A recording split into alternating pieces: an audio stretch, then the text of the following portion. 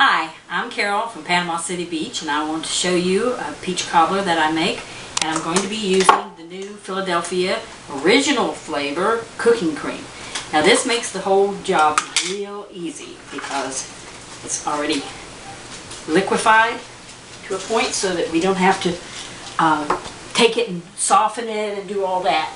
So first thing we've got about 4 cups of peaches in here. Now I'm using frozen ones because we're going to do it really quick, something you can do while you're cooking supper and everybody's thinking about sweets later on. So you've got your peaches in here, and we're going to add about 3/4 cup of sugar. Now it depends on your peaches. Sometimes your peaches are a little bit more sour, and so if you've tasted them and you know they're real sweet, you might not need that much.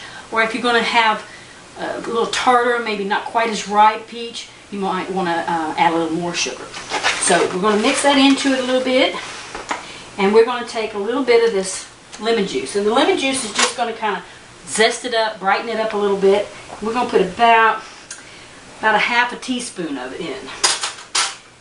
Okay, so mix that together. And the next thing we put in this is the Philadelphia cream, the cooking cream, original flavor.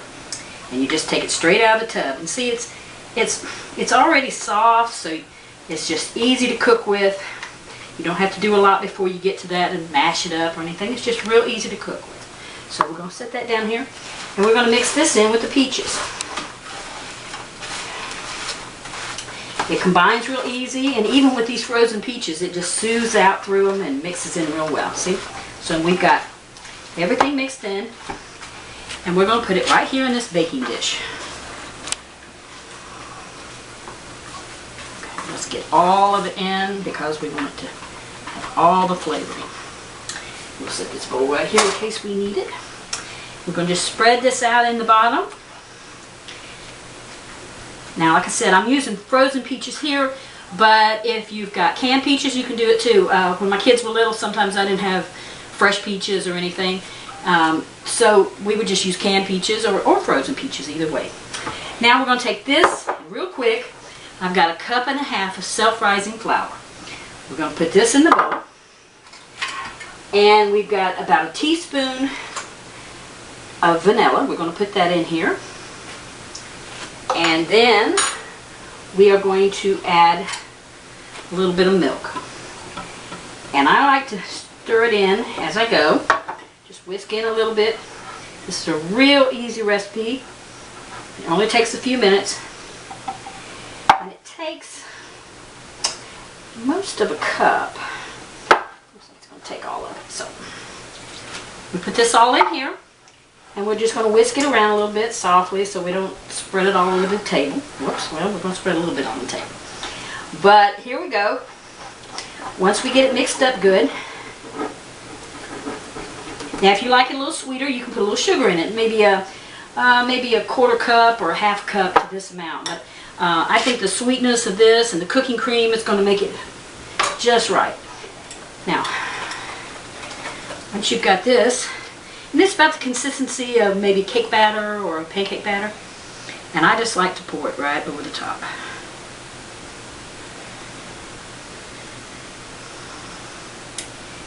And just even it out a little bit, best you can.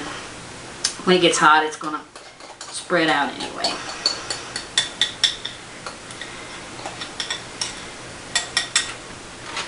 Okay.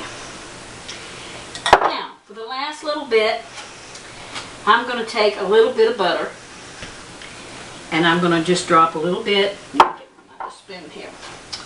And I'm going to put just a few pats of butter on top, because everything's better with a little butter in it.